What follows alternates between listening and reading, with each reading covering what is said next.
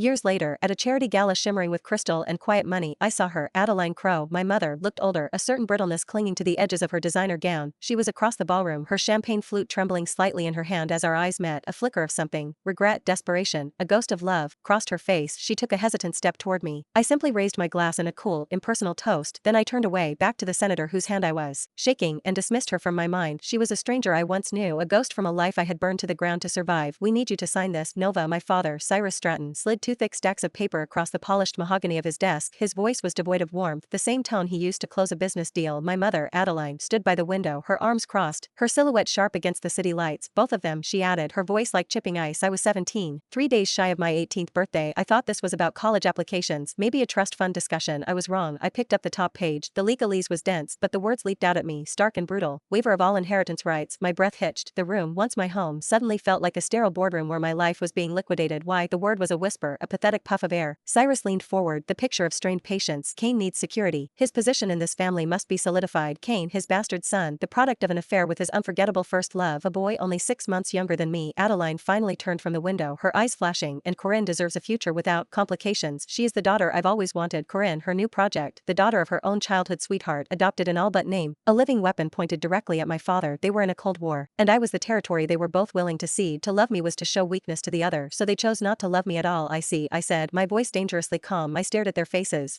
I had once loved more than anything. Now they were strangers. My eyes dropped back to the papers, and then a new, primal thought cut through the shock and the pain, a thought born of 2 years of quiet hunger and gnawing loneliness. I looked up, meeting their cold gazes. Fine, I said, my voice low and steady, but what's in it for me? Will you give me money? The question hung in the air, so crass and unexpected it startled them. For 2 years since they had brought their new children into our home, they had let me fade into the background. They assumed the other was covering my expenses. Neither did. My savings from birthdays and holidays had run out my sophomore year. I had survived on watered-down cafeteria soup and the kindness of strangers. I knew what it was to feel dizzy with hunger while trying to solve a calculus problem. The craving for money had long ago surpassed my craving for love. Money meant food, money meant a dorm room, money meant survival. Adeline was the first to recover, her perfectly arched eyebrow raising in disgust. How common. Beside her, Corinne, the picture of grace in a cashmere sweater, looked at me with a detached pity that stung more than any insult. My mother gestured proudly toward Corinne, a masterpiece of her own creation. You see, Cyrus? My Corinne would never be so vulgar. You've let your real daughter become a gutter snipe. Cyrus's jaw tightened. The seed is from your womb, Adeline. If she's rotten, it started with you. Don't you dare, she hissed. My Corinne is proof of my nurturing. Kane is proof of your flawed genetics. The old, familiar argument ignited, their voices rising, their words like acid. I used to shrink during these fights, wishing I could disappear, but I couldn't afford to disappear anymore. I needed to get paid first. Enough. The shriek that tore from my throat was raw, desperate. It shocked them into silence. You can scream at each other after you pay me, I said, my hand outstretched, trembling. I need tuition. I need a place to live. I want $70,000 from each of you. It was the first time I had ever fought back, and as the words left my lips I knew, with chilling certainty, it wouldn't be the last. Section 03. The next day at school felt different. The weight of their decision had settled in my bones, but so had a sliver of cold, hard resolve. Kane, emboldened by his new official status, had been spreading rumors for months. He told everyone I was a delinquent, that my own father had kicked me out for my behavior. Some believed him, teachers trusted my record, but the whispers followed me down the halls like ghosts. I knew I had to act. During lunch, in the crowded cafeteria, I saw my chance. Kane was holding court with his friends, laughing loudly. I took a deep breath, walked over, and in front of everyone I fell to my knees. Gasps rippled through the room, tears, real and scorching, streamed down my face. Please, Kane, I sobbed, my voice breaking, please stop telling people lies about me. He stared at me, stunned into silence, his face turning a blotchy red. Your mother came between my parents when my mom was pregnant with me, I cried out, my voice carrying across the silent hall. She died, and my father brought you home. I know you deserve a place here. My dad is your dad now, but please, I have nothing left. Can't you just leave me alone? The story was true, every devastating word. It was a truth I had hidden in shame, a wound I had never shown. Now, I was turning it into a weapon. The students stared, their expressions shifting from morbid curiosity to shock, then to pity for me and disgust for him. The golden boy, the new rich kid, was just a bastard son bullying his broken-hearted sister. The whispers changed that day. He was ostracized. My academic advisor, Ms. Albright, found me later, her eyes full of a fierce, protective light. What you did out there took a kind of courage I can't even imagine, she said, her voice thick with emotion. She pulled me into a hug, a real, warm hug that felt more maternal than anything I had felt in years. You're not alone in this, Nova, she whispered. Don't you ever think you are. In that moment, I knew I had found my first ally. Section 04. The final weeks leading up to the nationals were a blur of caffeine and desperation. While Corinne was chauffeured to elite tutoring sessions and Kane was given a pass for his abysmal grades, I studied in the school library until it closed, surviving on protein bars. Ms. Albright slipped into my bag. Corinne took a special pleasure in tormenting me from afar. Her social media was a curated gallery of my stolen life, pictures of her and Adeline at designer boutiques with captions like, Mom says I've worked so hard I deserve a treat. Red heart photos of them at 5-star restaurants, Adeline beaming at her with a love I no longer recognized. I used to dissect those photos, searching for a trace of the mother I remembered. Now, I saw them for what they were, a performance, a public declaration declaration that she had a new, better daughter. I blocked them all: my father, my mother, Kane, Corinne. I severed the digital ties, a small but satisfying act of amputation. That night, my 18th birthday, I posted a photo of my own. It was a blurry picture of a small bowl of instant noodle soup Ms. Albright had made for me in the faculty lounge microwave. My caption was simple: happy birthday to me. My new life had begun. Section 05. The day of the nationals. The air at the testing center crackled with nervous energy. I saw my father first. He was fussing over Kane, adjusting his tie, murmuring words of encouragement. Kane looked bored, swatting his hand away. It doesn't matter how I do, I'm inheriting the company anyway. Cyrus's face soured, but he held his tongue. Just then, my mother arrived, a vision in a silk dress, holding a massive bouquet of flowers. Corinne was at her side, radiating serene confidence. Adeline made a point of stopping right in front of Cyrus. Just try to relax, Corey, she said, her voice loud enough for everyone to hear. Your advisor told me an Ivy League is practically guaranteed if you just perform as usual. It was a direct hit. Cyrus's face darkened. Then another voice cut through the tension. There she is, the pride of Northgate Prep. Ms. Albright bustled toward me, her face beaming. Now listen, Nova, she said, ignoring my parents completely as she straightened my collar. You are our school's best hope for a national scholar. You just stay calm and do what you do best. The entire faculty is rooting for you. Her words, so full of genuine pride, were a shield. My parents stared, momentarily united in their awkward irrelevance. Adeline recovered first, stepping toward me with her bouquet. Nova, she began, her voice uncertain. Good luck. I simply turned my back and walked toward the entrance with Ms. Albright. After your exams, Adeline called out, a note of pleading in her voice. Come home. We can celebrate. I'll make up for missing your birthday. Corinne was tugging at her arm, whispering something. By the time Adeline looked up again, I was already gone. Section 06. 2 days later, the results were released online. I was at Ms. Albright's small, cozy apartment, the smell of fresh coffee in the air. My hands were shaking so badly I could barely type my ID number into the portal. Whatever happens, I'm proud of you, she said, placing a steadying hand on my shoulder. The page loaded. I scanned past my name, looking for the number, and then I saw it. It wasn't just my score, it was my rank, number 1 in the entire state. The breath left my body in a rush. Ms. Albright let out a whoop of joy, hugging me so tight I thought my ribs would crack. My phone, which had been silent for weeks, began to explode. First, a text from a friend. OMG, have you seen Kane's score? It's 180. A panda could score higher by randomly bubbling answers. Then another. Corinne got a 610, respectable. But Adeline was just bragging to my mom about her being a genius when the news about you broke. The admissions offices of Harvard and Yale were calling Ms.